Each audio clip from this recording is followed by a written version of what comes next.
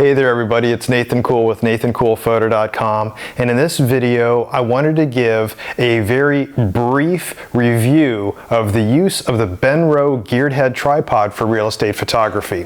Now I also wanted to talk just a little bit about tripod heads for real estate photography, so I'll cover some of that in this video, but I wanted to dive right into how I've been using this. One of the things that I don't like to do is to see reviews where somebody's just pulled it out of the box and they like it, their first impressions. What I've done instead is I bought this quite a long time ago and I put it through probably about 200 shoots so far, maybe close to about 300, really put it through its paces to see how this would hold up. So if you know from reading my book on interior photography, which by the way, if you don't have any of the books, you won't need it for this, this review or this video, but if you're interested, there is a link down in the description for this video to all my books in the series. But I also had recommended in the interiors book to use a ball head. It's a great way as an entry point into real estate photography. And in fact, I still find uses for the ball head over top of the geared head. But the Benro has really entered the market as something very price competitive. So is it worth it? Is it just junk? Are you getting what you're paying for? If you're not familiar with these geared head tripods as they relate to the ball heads, gear heads have more fine-tuned adjustments, and I'll show you that in a minute, and also how that really works and compares on the Benro. But the more expensive route to go into that to get those fine-tuned adjustments used to be, for instance, the Arca. And so you'd have like the Arca Swiss Cube, which runs probably about $1,700, $1,800 compared to a ball head, where a very good ball head would be about $150. Getting into the Benro, that's a $200 price point to have a geared head. So it's like, well, it's about, you know, only 10% of the cost of the Arca Swiss Cube. And by the way, Arca Swiss also has like the D4, got mixed reviews, but pretty good overall. A lot of people do like the D4. It runs about $1,100, $1,200, still quite a bit more than the Benro. So one of the arguments has been that if you buy an Arca Cube once or a D4 once, that's it, one and done, you got it the rest of your career. But one of the things with the Arca Cube is that it does require maintenance over time, as some of the lubricant can dry out. If you're in a very cold area, that can also be worse. So while you may pay that price point, there is some maintenance. If you were to have, for instance, 9 Benro heads, one for every year, then you'd be looking at 9 years of Benro heads if they only lasted a year, which is one reason why I wanted to put the Benro through the paces compared to, for instance, the Manfrotto.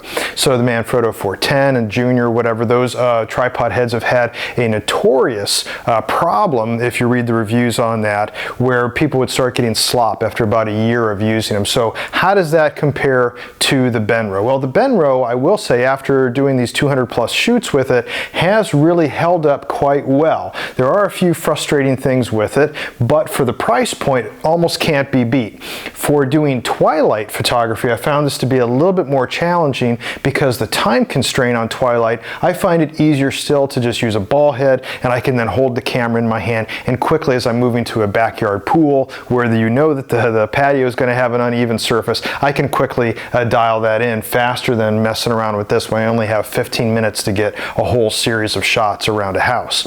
But for the most part, for interior photography, this does work quite well. So let's take a closer look at the Benro and how that all plays out. So taking a closer look, I've got here one of the Nikon D610s mounted with my favorite lens, the Tachyna 16-28 f2.8, of course for interiors, and that's where this really does show a lot of its power. Unlike a ball head, there's actually, if you've never used a gear head before, there's 3 adjustments. You've got one for each axis. So you'd have one here, and you can watch on the virtual horizon here. If you can see it on the back screen, you can see that this is tilting the camera up and down. And then you've got an adjustment, which is then moving it side to side. And then you've got one, which is then doing your tilt. And so using the virtual horizon, I can get pretty well dialed in. It's fairly accurate on a lot of this. And this is just using then the live screen display on the back. I'm just keeping the lens cap on for now, so it's a little easier to see. So you can do that to kind of frame up your shot, and it does get you accurate. Now, if you were to turn quite a bit and pan, you might think, oh, I have to do a lot of this turning. Well, they have these quick release wheels, so you can turn, for instance, this bigger wheel here, and then move it as you need to, and then lock it in place. I found that there's a little bit of slop in doing that, that sometimes you'll move it to some place, and there we go.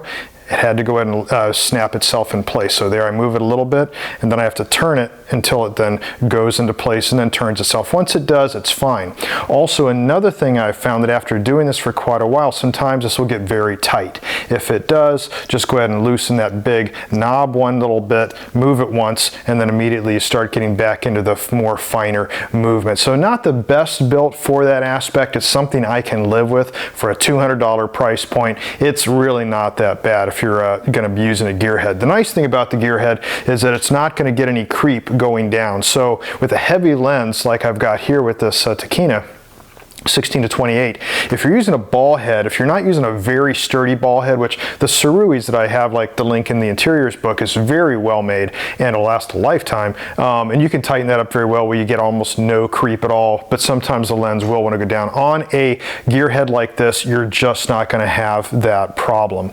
So that does help. Also, another thing too, a little tip I found is if you're just panning to try to get yourself lined up for that part of the composite for your shot, that I have, for instance, on this is a Faisal tripod. The center column has the tightening adjustment. Normally you'd be able to, loosen that collar, move it up and down. So I sometimes just use that collar to go ahead and get myself positioned so as I move from room to room. But this is also a nice thing to have when you have a gear head and you're shooting a house that has, for instance, tile floor, hardwood floor, something that's fairly even, not just because it has flooring, but also well built. A lot of times you don't have to change then your tilt and your pan, your tilt for vertical and then also horizontal, because the flooring is going to stay the same. And if you've got a good tripod, you probably don't have to worry about that quite as much. Now, using a ball head, this still isn't quite a bad. It's not a deal breaker using a ball head. And once again, it can be sometimes faster because you're not playing with all little wheels. You just have it in your hand. You can see on the virtual horizon what you're doing, lock it in place and go.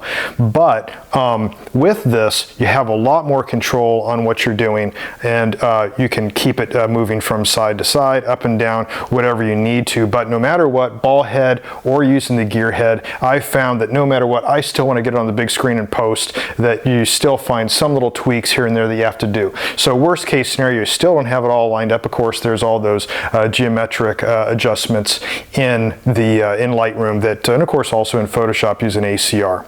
So let's take a closer look though at mounting this on there, and a couple things that I really didn't care for about the Benro, but once again that I can work around. So taking a closer look here at mounting this and some of the things that little pet peeves of mine, it does fit very well. One of the things I have is these are little quick disconnects for a Peak Design strap. There's also different types of straps that you have, and they also have at the very bottom, those Peak Designs, they have an Arca Swiss plate that you can mount then into the that little tripod screw on the bottom of the camera. So taking this off, there's the typical Arca Swiss kind of mount in here, little clamp. You move it out so far, you can't get anything in there. You have to pull the little pin out here a little farther and then be able to unscrew that even more. Something to get used to, not all that bad. Has then a quick release kind of a plate, goes on. It's got the typical little thumb wheel screw here, so you can take that on and off as you need to, and I found that fine. And the best way that I found to mount it, by the way, is putting it on its side first and then tilting it in and then screwing that in. But one of the annoying things that I really found with using this particular tripod head is that the bubble levels are kind of useless. So they have one that's out of frame here, it's on the side. I don't even use it, it's kind of so inaccurate, it's so small. And then there's one here in the front, and that's also kind of worthless. So the useful one actually is this one single bubble level on the top, maybe hard to see. But I'm able to, when I first set up everything, I'll go ahead and get that before I put the camera on. I'll get myself positioned just about where I can get that bubble to about center. Then I know I'm pretty well good to go. I'm not going to have the tripod tilting one way or the other. And then I just go ahead and mount this guy in here. Once again, that little plate can be somewhat just annoying, but it does, when it is in there, it clips on very well. Now that that's in place, I can't see that bubble level. The most useful one, I can't see it. Once again, there's one on the back, and that's somewhat useful. It doesn't really help me much. And then there's one all the way on the side. It's so small, and you can hardly see that one either.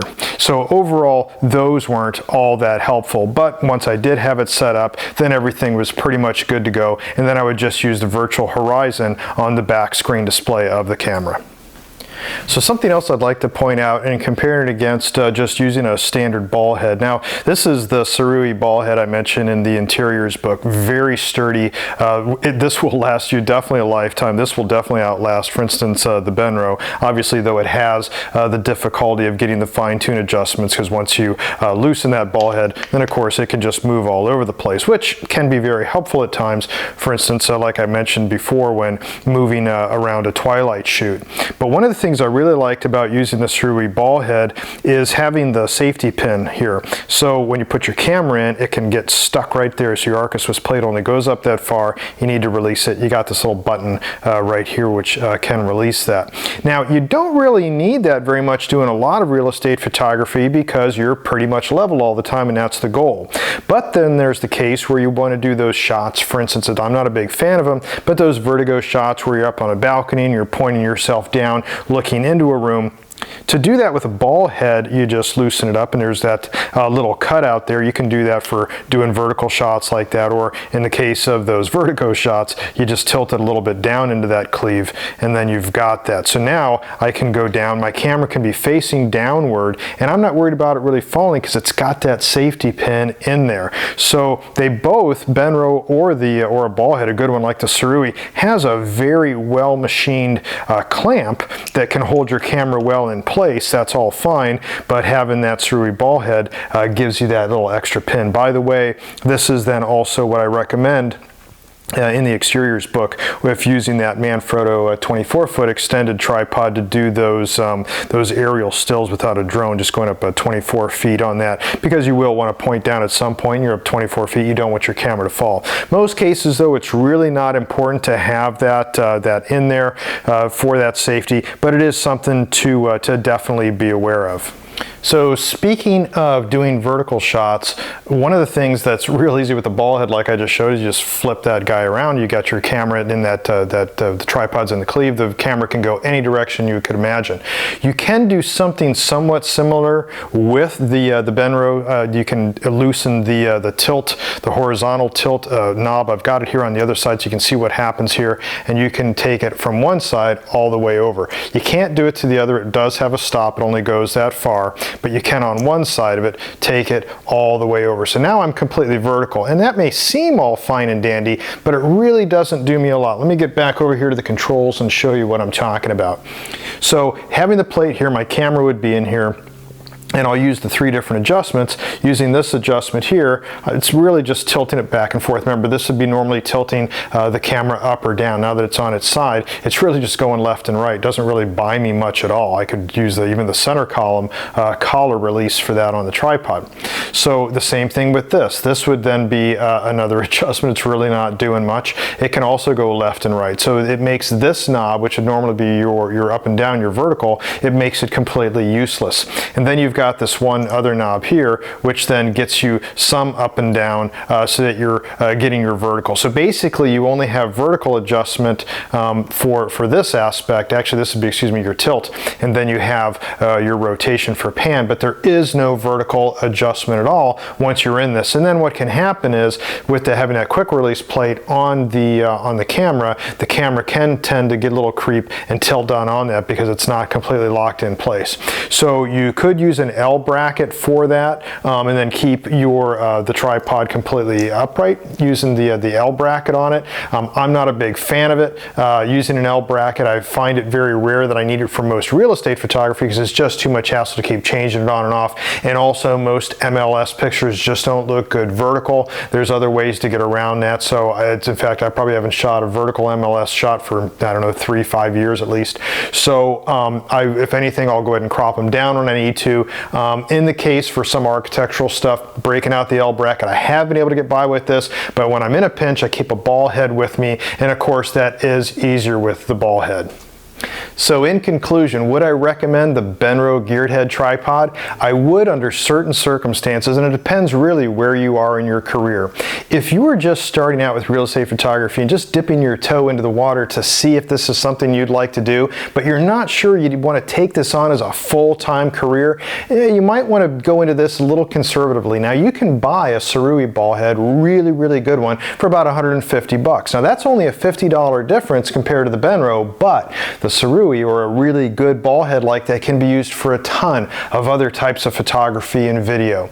So compared to sometimes a little bit more cumbersome geared head for doing things like fast moving video, capturing maybe some twilight stuff, if you're doing landscape photography, the Benro can do all that, but sometimes it's a little bit easier for non-architectural photography to have a ball head, and of course a ball head will last a lifetime. I don't think the Benro will. Speaking of lifetime, you can think about, if you're really getting into real estate photography, about buying the Arca Swiss D4 or the Arca Cube. Once again though, like the Arca Cube, after so many years, if you're in cold climates or especially dusty climates, then some of that lubricant could wear out and you might have to think about changing that, or at least maybe a refurb, and those cost about $200 to $300. So depending on the climate that you're in, it's not just an $1,100 investment for a D4 or an $1,800 investment for a Cube. You have to add a few $100s more to that over the total cost of ownership over a period of, say, 10 years.